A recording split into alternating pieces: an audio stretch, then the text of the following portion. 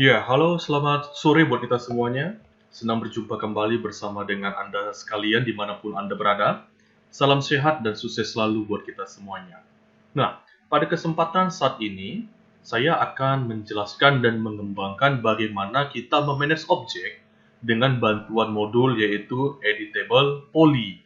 Nah, jika sebelumnya kemarin kita sudah menggunakan fitur Vertex dalam memodeling objek 3 dimensi dengan Convert Editable Poly, kali ini kita akan masuk ke dalam yang namanya penggunaan dari modul Polygon. Nah, tentu saja ada perbedaan-perbedaan dan kesamaan dengan kita menggunakan yang namanya Editable Poly pada bidang Vertex. Nah, pada kali ini saya akan memberikan sebuah contoh bagaimana kita memanage objek dengan Convert Editable Poly. Kita memilih Polygon, bagaimana kita membuat satu buah lemari atau showcase sederhana dengan bantuan yang namanya satu buah objek saja. Nah, masing-masing kita langsung saja, kita boleh masuk ke dalam perspektif. Oke, baik, kita atur di sini untuk yang namanya layout dari tampilan kita supaya posisinya lebih bagus. Nah, kemudian di sini saya membuat yang namanya ini satu buah box. Nah, saya membuat seperti ini ukurannya. Teman-teman nanti di rumah boleh menyesuaikan dengan ukurannya masing-masing seperti itu ya. Nah, saya buat seperti ini. Oke.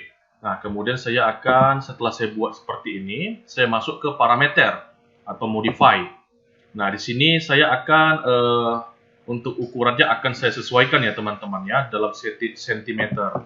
Nah, untuk length-nya saya buat jadi 50, untuk width-nya saya buat 200, kemudian untuk height-nya saya buat juga 200. Nah, untuk parameter length-nya, width seg and height seg itu dibiarkan aja satu ya, tidak usah diubah. Nah, kita mendapat ukuran seperti ini ya. Nah, jadi untuk ketebalannya itu 50 cm, sedangkan panjang dan lebarnya itu masing-masing 200 cm ya, atau alias itu 2 meter.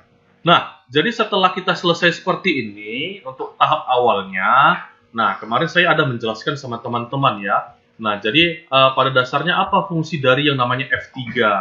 Nah, jadi pada dasarnya fungsi dari F3 itu kan untuk melihat objek secara wireframe atau sketsa tulang, lebih kurang seperti itu. Nah, mungkin ada kali ini saya akan menunjukkan lagi hal yang baru seperti itu ya teman-teman ya. Nah, jadi hal yang barunya seperti apa? Nah, yaitu F4. Nah, jadi perbedaannya kalau F4 kita lihat, nah F4 ini menunjukkan objek solid beserta sekaligus yang namanya wireframe-nya atau sketsa tulangnya. Nah, jelas ya, ini ada tampilan asli. Nah, sedangkan ketika ini adalah F4, nampak ini ya. Jadi ada isinya, kemudian ada wireframe-nya. Nah, itu untuk F4, sedangkan F3 pada shortcut keyboard ini dia hanya sketsa dasar aja, lebih kurang seperti itu teman-teman. Nah, sekarang di sini saya akan membuat ini yang namanya sebuah lemari, dan lemari kotak ini akan terdiri dari 3 baris dan kolom ya. Berarti nanti ada 9 di sini kita bisa buat. Nah, bisa juga kita modif, misalnya di atasnya 3, di tengahnya bolong 1, lebar, di bawah 3 bisa. Disesuaikan dengan yang namanya ide dan inovasi kita ya. Nah, di sini saya kasih contoh ya. Nah, jadi tadi kan ini kita belum ubah ya untuk length seg, width seg, sama height seg-nya. Jadi di sini kita ubah ya. Di sini saya buat misalnya saya kasih 3 masing-masing 3 ya. Nah, ketika saya enter belum ada terjadi apa-apa. Nah, tetapi di sini pentingnya kita masuk ke dalam yang namanya F4. Oke, kita masukkan sini, masuk F4. Nah, langsung terbagi ya teman-teman ya. Nah, seperti ini. Sudah kelihatan. Jadi kotak kita di sini ada terbagi jadi satu kotak besar. Nah, menjadi 9 bagian. 1, 2, 3, 4, 5, 6, 7, 8, dan 9. Nah, langkah selanjutnya apa? Nah, langkah selanjutnya, nah, jadi objek ini sudah jadi, kita klik kanan. Nah, convert to editable poly. Sebelum lanjut, teman-teman mungkin untuk hanya sekedar mengingatkan, kemarin kita juga pernah itu mempelajari yang namanya convert to editable spline. Nah, spline itu bekerja untuk objek basis 2 dimensi. Kalau teman-teman ingat kemarin saat kita itu membuat yang namanya sebuah gelas dengan yang namanya metode latte.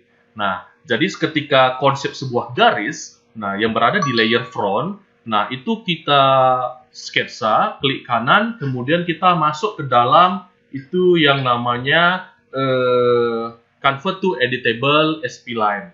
Nah, karena kita bekerja pada objek 3 dimensi sekarang ini, Nah, kita klik kanan tadi, saya ulangi, kita pilih dulu, pastikan kita memilih objek dengan select and move. Kemudian kita klik kanan, objek yang bersangkutan, pilih convert to, kemudian convert to editable poly. Nah, setelah kita berhasil memilih convert to editable poly, maka menu bar sebelah kanan kita itu berubah, guys. Bisa kita lihat di sini ya, editable poly pada objek ini. Nah, ini ada beberapa pilihan modul dari vertex sampai element.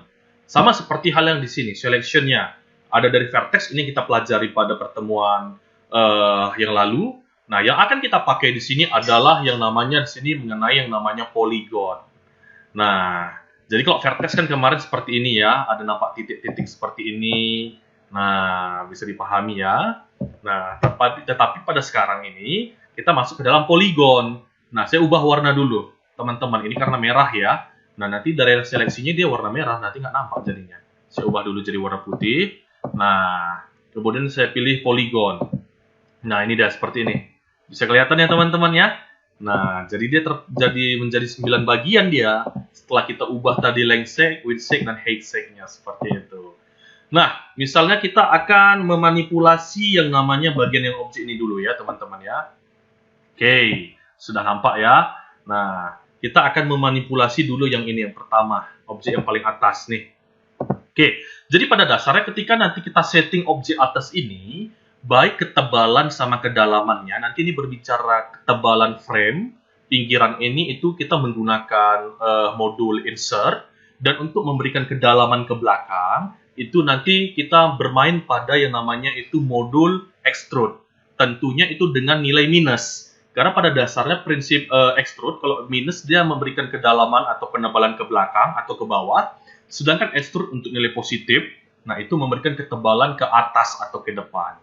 Nah, setelah kita pilih salah satu, nah kita langsung masuk di sini. Kita pilih di sini, teman-teman. Nah, di sini kan ada namanya insert, tetapi bukan command button tombol insertnya, tetapi pada setting kotak hitam kecil yang kita tekan. Nah, teman-teman bisa lihat kan, ketika saya langsung pilih, nah di sini dengan default point 2,54 cm, dia langsung ada penebalan. Bisa nampak ya di pinggirannya ya. Nah, misalnya kita contoh buat 10. Coba kita buat. Nah, dia lebih tebal kan? Nah, bingkainya dia lebih tebal. Tetapi kita nggak buat 10 ya. Saya buat di sini hanya 3 aja.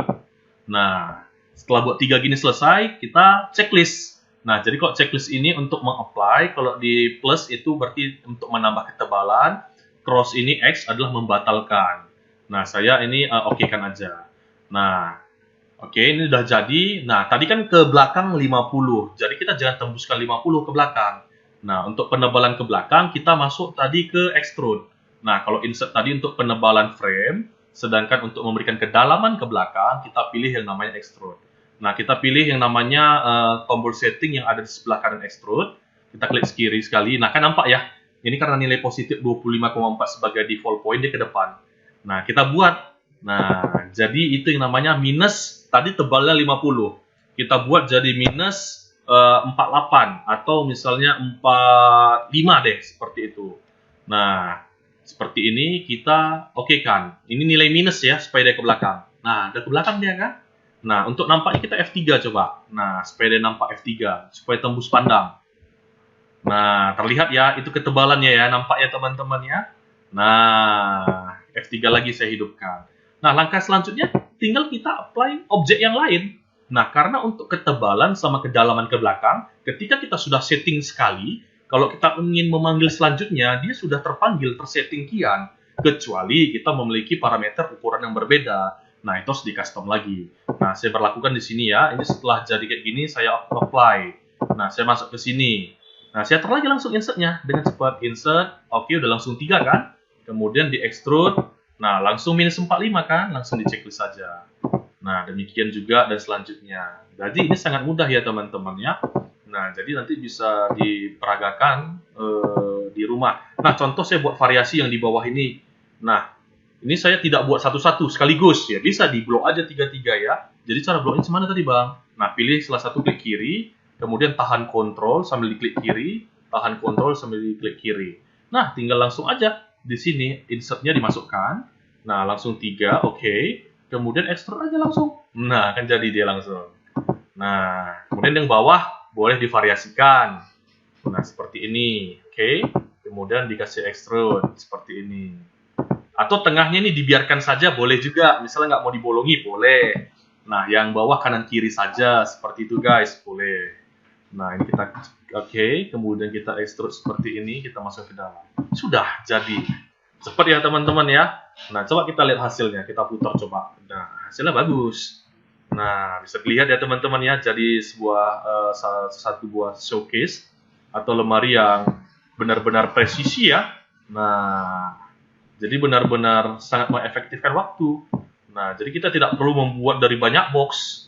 Nah, ketika saya render F9 hasilnya seperti ini. Dia nggak terlalu kelihatan ya teman-teman ya, tapi masih jelas seperti itu. Nah, jadi lebih kurang ini ya teman-teman ya, bagaimana kita memanfaatkan ya dengan yang namanya bantuan editable poly di dalam memanipulasi atau memanage objek 3 dimensi, kemudian kita terapkan yang namanya modul dari yang namanya polygon.